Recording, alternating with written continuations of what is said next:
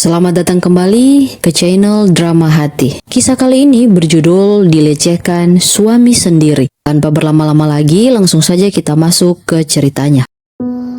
Apakah Bagas akan kembali ke mantan pacarnya? Hani bergumam di meja makan sendirian. Berbagai pilihan menu sarapan tak ada yang tersentuh olehnya. Hani sungguh bosan. Ia hanya seorang ibu rumah tangga yang tak diperbolehkan meninggalkan rumah oleh suaminya. Akhir-akhir ini dia sedang gusar karena baru saja menerima kabar dari teman suaminya bahwa mantan pacar suaminya kembali ke tanah air. Apabila suami Hani bertemu dengan mantan pacarnya, mungkin akan terjadi bencana di rumah tangga mereka. Ditambah lagi di usia 1 tahun pernikahan mereka belum ada tanda-tanda Hani hamil. Suami Hani bernama Bagas, pria mapan berusia 30 tahun. Dia bekerja sebagai owner di salah satu perusahaan besar yang bergerak di bidang jasa konstruksi. Pria itu pernah memiliki hubungan dengan sahabatnya yang sesama mahasiswa jurusan arsitektur selama 5 tahun. Wanita itu bernama Jihan. Hubungan mereka berakhir dikarenakan Jihan terbang ke Eropa untuk melanjutkan sekolah, yaitu master dan doktoralnya. Bagas tak pernah bisa move on dari mantan pacarnya yang sudah menjalin hubungan cukup lama dengannya sebelum menikah dengan Hani. Artinya Bagas ini masih belum move on dengan mantannya. Hani juga sering mendengar suaminya mengigau dan menyebut nama mantan pacarnya saat tidur. Lamunan Hani buyar saat ponselnya berdering. Hani menerima telepon dari suaminya Bagas. "Halo Mas, kenapa?" "Oh, jadi hari ini kamu pulang telat, Mas?" tanya Hani setelah suaminya memberitahu bahwa dia akan ada pertemuan dengan mitra kerjanya. "Oh ya udah, nggak apa-apa. Aku bakal tunggu kamu pulang ya, Mas," tutup Hani. Hani adalah istri yang cekatan dan dapat memenuhi semua kebutuhan suaminya, kecuali satu yang belum ia penuhi, yaitu memberikan keturunan. Hani belum memeriksa kondisi rahimnya ke dokter karena suaminya begitu sibuk, namun tak memperbolehkan Hani pergi sendirian. Bagas tak ingin kenalannya tahu tentang Hani. Hani pun kesulitan untuk bepergian karena aturan-aturan yang diberikan Bagas pada Hani. Untuk belanja keperluan dapur pun Bagas akan mengirimkan kurir. Mereka tak punya asisten rumah tangga karena Hani yang memintanya. Semua pekerjaan rumah telah Hani selesaikan. Kini waktunya ia melakukan hobi yang disukainya, yaitu menulis buku anak. Buku-buku yang Hani tulis cukup terkenal namun tidak dengan namanya. Hani sangat low profile. Karyanya banyak disukai saja, itu sudah cukup bagus katanya. Setelah itu waktunya Hani memasak makan malam untuk suaminya. Tak terasa jam sudah menunjukkan pukul 10 malam. Bagas tak kunjung pulang. Hani masih setia menunggu suaminya di ruang tamu. Kebiasaan Hani saat Bagas datang adalah menyambut tangan suaminya itu dan membawakan barang-barangnya. Karena Bagas tak kunjung datang, dia pun sampai ketiduran di sofa. Mesin mobil milik Bagas sangat familiar di telinga Hani. Hani terbangun karena mendengar suara mobil dari suaminya itu. Hani melihat jam sudah pukul 12 malam. Ia buru-buru mengusap muka dan membukakan pintu. Saat turun dari mobil, wajah Bagas sangat cerah. Dia terlihat sangat bahagia. Namun saat mata Hani dan mata Bagas bertemu, senyuman Bagas langsung sirna. Hani melihat gerak-gerik yang aneh dengan suaminya ini. "Kamu belum tidur?" tanya Bagas yang terlihat bingung. "Belum, Mas, kan aku nunggu kamu." Hani tetap tersenyum manis sambil menerima jas dan tas kerja suaminya itu. "Lain kali jangan nunggu aku. Hari ini aku dapat proyek besar dari pemerintah. Jadi mungkin hari-hari berikutnya bakal pulang malam atau nginep di luar kota untuk monitor proyeknya langsung," penjelasan Bagas sambil tangannya membuka kancing paling atas di kamejanya. "Ingat, kamu tetap gak boleh keluar rumah selama aku keluar kota," tambah Bagas sambil menyentuh rambut istrinya. Bagas masih berusaha menghargai Hani sekalipun dia tidak mencintai istrinya itu. "Iya, Mas." Hani pun tetap menurut. Pernikahan mereka adalah hasil perjodohan, tak berdasar pada cinta. Ayah Bagas pernah ditolong oleh Hani saat hampir meninggal karena serangan jantung di tempat umum. Hani yang telaten merawat ayah Bagas sampai keluarganya datang ke rumah sakit. Hani adalah menantu yang diharapkan oleh orang tua Bagas karena dia memiliki pribadi yang baik dan tulus. Sedangkan Bagas hanya ingin menunggu kekasihnya kembali ke Indonesia dan menikah dengannya. Karena alasan mereka putus waktu itu karena mantannya itu pergi keluar kota untuk melanjutkan studinya. Alasan mengapa Hani tak diperbolehkan keluar dari rumah adalah karena Hani merupakan aib bagi Bagas. Bagas tak ingin orang lain tahu bahwa dia sudah menikah, apalagi dengan perempuan biasa seperti Hani. Sedangkan Hani yang notabene yatim piatu menerima pinangan keluarga Bagas karena keluarga Bagas sangat hangat dan menerimanya dengan senang hati. Kecuali suaminya sendiri. Hingga genap 1 tahun pernikahan, Bagas belum pernah menaruh hati pada istrinya itu. Sejak malam itu, Bagas jadi jarang pulang dan betah berlama-lama bekerja. Rencana program anak jadi tertunda lagi. Padahal Bagas sudah berjanji untuk bersama-sama berkonsultasi ke dokter. Akhirnya Hani pun berani melanggar aturan suaminya untuk pergi ke klinik sendirian. "Saya ingin ditangani oleh dokter perempuan, bisa mbak? Apakah ada jadwal yang cocok?" tanya Hani kepada bagian informasi. "Mohon maaf bu, dokter kandungan perempuan di klinik kami hanya 1. Kebetulan dokter Maria sedang cuti hari ini," ungkap resepsionisnya. Alhasil Hani memilih 1 dokter yang sesuai dengan jadwal kedatangannya, karena ia belum tentu bisa keluar rumah lagi jika reservasi untuk besok. Semua proses registrasi sudah dilakukan. Hani menunggu namanya dipanggil. Beberapa panggilan telah selesai. Kini namanya pun disebut. "Selamat siang ibu." Nada bicara dokter itu menurun dan cukup terkejut. "Dimas bukan ya?" Hani tak kalah terkejut melihat teman SMA-nya itu. Dokter yang menangani Hani ternyata teman SMA-nya, Dimas Arya namanya. Mereka tak terlalu akrab, namun Dimas adalah pengagum rahasia Hani sejak dulu. Dimas tak pernah berani mengungkapkan perasaannya, sampai akhirnya Hani pun menikah dengan orang lain. Dengan sama-sama canggung, mereka menanyakan kabar masing-masing. Lalu Dimas pun mulai memeriksa rahim Hani. Dimas yang biasanya tenang dalam memeriksa pasien, tiba-tiba gugup dan berkeringat. Dimas pun memanggil suster untuk membantunya. Hasil pemeriksaan kondisi rahim Hani ternyata terdapat masalah atau kelainan pada rahim yang membuat sulitnya pembuahan. Dimas bertanya mengapa suaminya tidak ikut mengantar Hani, dan Hani hanya menjawab bahwa suaminya sibuk kerja. Hani akan merahasiakannya dulu pada keluarga sampai pada waktu yang tepat. Itu yang dikatakan Hani. Lalu Hani melanjutkan, "Terima kasih ya Dim atas bantuannya. Aku bersyukur bisa ketemu kamu lagi," kata Hani yang senang bertemu teman lamanya. "Iya Han, aku juga. Jangan sungkan datang lagi. Aku berdoa yang terbaik untuk kamu dan keluargamu ya," jawab Dimas kepada Hani. Hani pun berpamitan dan pulang ke rumah. Sesampainya di rumah, Hani tak mampu lagi menahan air matanya. Dia menangis dan menumpahkan semua peluh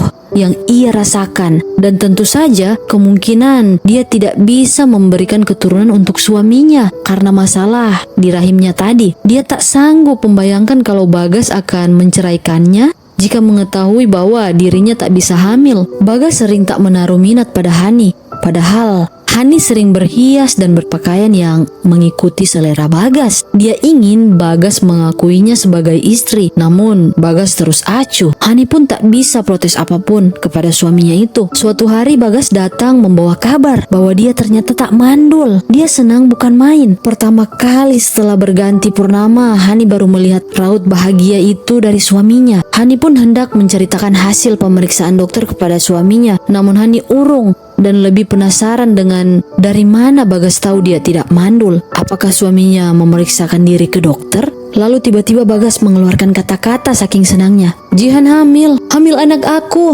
ungkap Bagas dengan yakin, seperti dihujani belati. Bagas keceplosan bahwa Jihan hamil anaknya. Hani ingin perkataan suaminya itu salah. Dia berharap hanya salah dengar saja. Namun Bagas bahkan bangga atas perbuatan hina yang telah dia perbuat dengan Jihan di luar pernikahan. Hani marah besar. Mereka bertengkar hebat. "Mas, kamu ngerti nggak itu Sina? Kamu udah punya istri." Hani tak kuasa menumpahkan emosinya. "Sejak kapan kamu ketemu dia? Sejak kapan Mas?" Hani terus meracau. Lalu Bagas pun menjawab, "Selama ini mitra kerjaku adalah perusahaan tempat kerja Jihan. Dia yang nemenin aku kerja di luar kota, tahu nggak?" "Astagfirullah Mas, ingat Tuhan kamu Mas. Kamu sadar nggak itu perbuatan yang nggak benar?" Hani menangis terseduh-seduh. Lalu Bagas menjawab, "Kamu tuh yang hina. Dasar wanita bodoh miskin. Kalau nggak karena keluargaku, kamu tuh bukan siapa-siapa. Kurang baik apa aku sama kamu, ha?" Bagas terus menghina Hani. Bagas benar-benar merendahkan istrinya itu serendah-rendahnya. "Mas,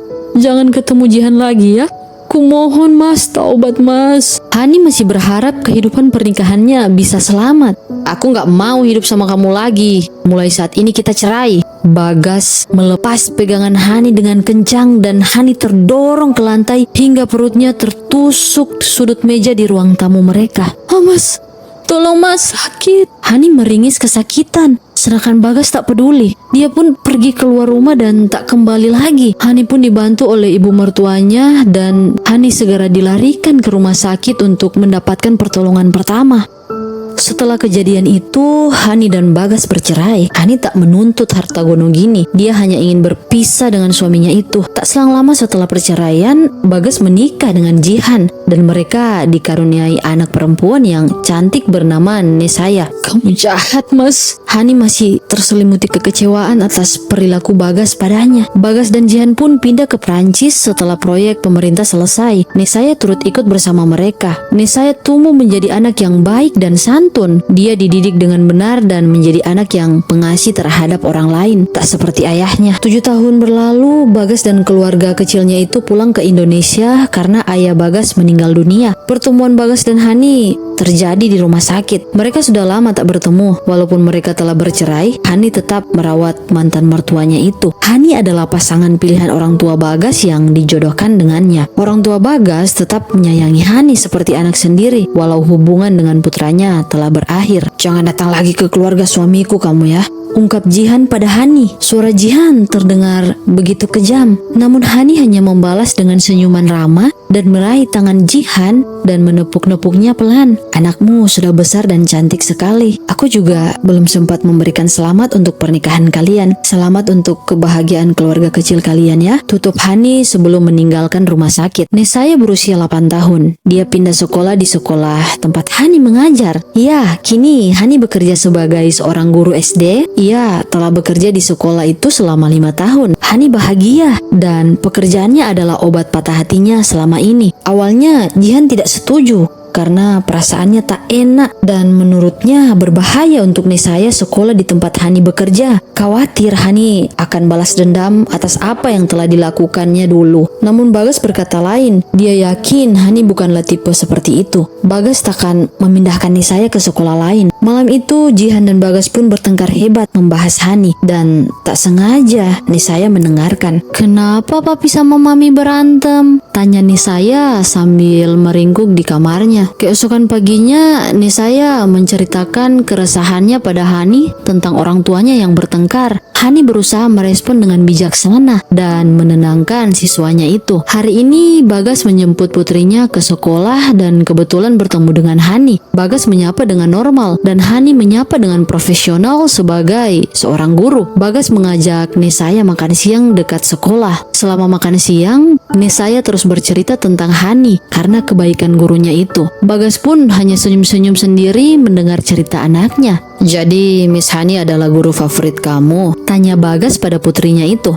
Iya Pi, Miss Hani baik banget sama aku. Aku hampir dibully juga di sekolah, tapi Miss Hani ngebela aku, jelas Nesaya. Bagas mulai menyadari mantan istrinya itu punya sifat seperti malaikat. Dia baru sadar Hani sangat baik hati dan tulus. Bagas mengingat Hani yang setia dan patuh padanya dulu. Hal itu tak dia temukan pada sosok Jihan yang dia telah nikahi selama ini. Siang itu Dimas datang ke tempat kerja Hani dan memberi kejutan makan siang. Ingat kan, Dimas adalah teman SMA Hani yang juga seorang dokter kandungan. Dimas mengajak Hani piknik di taman sekolah sambil makan siang. Mereka bersenda gurau seperti sahabat kebanyakan. Dimas yang dikenal kalem saat sekolah dulu ternyata memiliki banyak lelucon yang membuat Hani tertawa terbahak-bahak. Kamu kalau ketawa gitu cantik loh Han. Dimas keceplosan dan terdengar oleh Hani. Apaan sih Dimas? Kita udah tua untuk gombal-gombalan gitu. Malu. Hani menahan diri agar tak salah tingkah. Sorry. Aku lanceng banget ya. Wajah Dimas langsung memerah. Dimas masih terus menahan perasaannya dan belum berani melamar Hani. Padahal Dimas sangat setia di samping Hani selama ini. Dimas terlalu takut Hani menolaknya dan memperburuk hubungan pertemanannya. Dimas terperangkap dalam pusaran friendzone. Pemandangan itu tak sengaja Bagas lihat saat keluar dari restoran menuju tempat parkir. Ya, taman itu bersebelahan dengan restoran tempat makan Bagas dan putrinya. Sontak Nesaya memanggil gurunya itu dan melambaikan tangan. Hani yang terkejut hanya melambai dengan canggung juga. Sedangkan Dimas bertatapan dengan Bagas seperti tatapan kebencian antara rival. Bagas menyiratkan kebencian. dan kecemburuan. Setelah kejadian itu, rumah tangga Bagas dan Jihan tak seharmonis dulu. Bagas sering bersikap dingin pada Jihan. Bahkan Bagas tak nafsu berhubungan intim dengan istrinya. Suatu malam Bagas bermimpi dan membayangkan melakukan hubungan dengan Hani. Hal itu pun hanya dia simpan sendiri. Akhirnya Bagas memvalidasi bahwa dia jatuh cinta lagi pada mantan istrinya itu. Saat jam pulang sekolah, Nisaya langsung dijemput oleh Jihan. 3 jam kemudian Bagas pun datang ke sekolah. Alih-alih mencari putrinya, dia ingin mengajak Hani makan malam bersama. Hani menolak keras, namun Bagas memaksanya. Dia mengancam akan membocorkan rahasia bahwa Hani adalah mantan istri Bagas untuk tujuan mempermalukan Hani. Dengan terpaksa, Hani pun menerima ajakan itu dengan syarat Bagas tak boleh membahas masa lalu mereka. Mereka pergi ke restoran mewah di Hotel Flame, yang mana hotel ini dulu adalah tempat Bagas dan Jihan berselingkuh. "Bagaimana kabar kamu, Han?" tanya Bagas sebagai pembuka obrolan. "Kamu pasti belum move on ya dari aku?" Pertanyaan berikutnya tetap tak ada jawaban dari Hani. "Aku kalau ngelihat Nesaya mirip banget sama kamu, Han. Kalian punya sifat yang mirip." Hani hanya diam 1000 bahasa. Tak ada respon tiap kali Bagas bertanya. Bagas berusaha sabar dan menahan harga dirinya karena diacukan oleh wanita di depannya itu. Bagas pun memanggil waitress untuk mengambilkan wine. Lalu Hani tiba-tiba berbicara, "Maaf, saya tidak minum alkohol. Sebaiknya saya pulang sekarang ya," ucap Hani dan membereskan tasnya bersiap untuk pulang.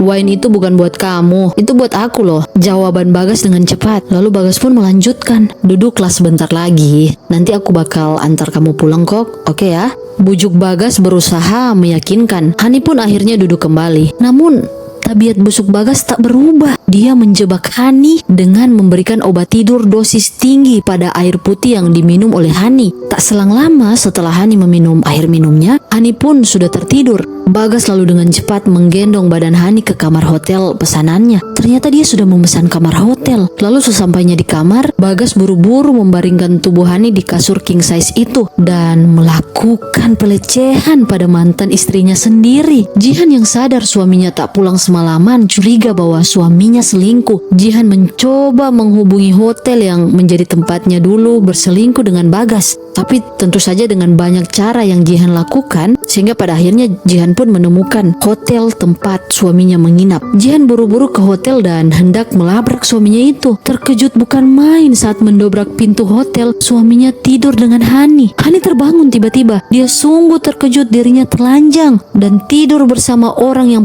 paling dia benci di dunia ini. Hani segera membungkus tubuhnya dengan selimut dan langsung menampar Bagas. Hani menghampiri Jihan dan mencoba menyangkal kejadian tak senonoh yang Jihan lihat. Hani menangis menjelaskan pada Jihan, "Percaya sama aku Jihan, dia jebak aku di sini. Aku cuma ingat terakhir kali aku minum air lalu aku mengantuk dan tertidur." Penjelasan Hani sambil terus memohon agar Jihan mempercayainya. Perasaan Jihan sudah buyar. Dia tidak berpikir jernih lagi. Dia menatap suaminya lekat-lekat tanpa bergerak. Dalam situasi itu seperti karma yang dia dapat. Jihan pun mendorong Hani ke lantai yang sedang menangis terseduh-seduh itu. "Kalian menjijikan," ucap Jihan sambil berteriak. Singkat cerita, kisah Bagas dan Hani terekspos. Hani dipecat dari pekerjaannya. Dokter Dimas pun mendengar kabar itu. Namun Hani hanya bisa mengurung diri di rumah. Hani mulai depresi saat itu. Badannya makin kurus. Berkali-kali Dimas menghubungi Hani. Namun Dimas yang berusaha bertemu tak kunjung mendapat kabar karena Hani mengurung dirinya. Lalu Dimas mengirim pesan kepada Hani, "Tolong hubungi aku jika kamu butuh seorang di sampingmu." Begitulah isi pesan Dimas kepada Hani. Lama-kelamaan Hani pun luluh dengan perhatian Dimas. Usaha Dimas pun membuahkan hasil. Suatu hari Hani membukakan pintu untuk Dimas. Hani hanya bisa menangis. Dia merasa malu dan bingung harus berbuat apa. "Dimas, aku harus bagaimana? Jihan gak pernah mengangkat teleponku dan aku tidak tahu bagaimana. Aku merasa bersalah kepada Jihan." Hani terus menangis sambil menjelaskan kepada Dimas, "Aku berani sumpah, aku dijebak oleh si brengsek itu. Bagas menjebakku, Dimas. Penjelasan Hani kepada Dimas yang penuh dengan emosi. Lalu Dimas pun menjawab, aku percaya kok sama kamu, Han. Kamu gak mungkin ngelakuin itu. Tenang ya, ada aku di sini. Dimas lalu memeluk Hani untuk menenangkan wanita yang sangat dia cintai itu. Dimas berjanji akan selalu di samping Hani. Dia akan membantu Hani untuk membersihkan namanya dan akan membuat Bagas bertanggung jawab atas perbuatannya. Hani lebih lega dan berterima kasih pada sahabatnya itu. Dokter Dimas meminta bantuan teman pengacaranya untuk mengusut kasus Hani ini. Dimas pun membantu mengumpulkan bukti-bukti. Dimas berhasil mendapatkan bukti CCTV di berbagai tempat di mana Bagas dan Hani terekam. Hani juga bersaksi dan bercerita sejelas-jelasnya kepada pengacara. Pengacara Dimas pun membuat runtutan kronologi sesuai bukti dan kesaksian Hani dengan runtut. Dimas yakin bisa membuat Bagas bertanggung jawab dan dihukum atas perbuatan kejinya itu. Laporan Hani masuk ke polisi. Cukup sulit memproses kasus pemerkosaan karena memiliki alibi kejadiannya terjadi karena suka sama suka.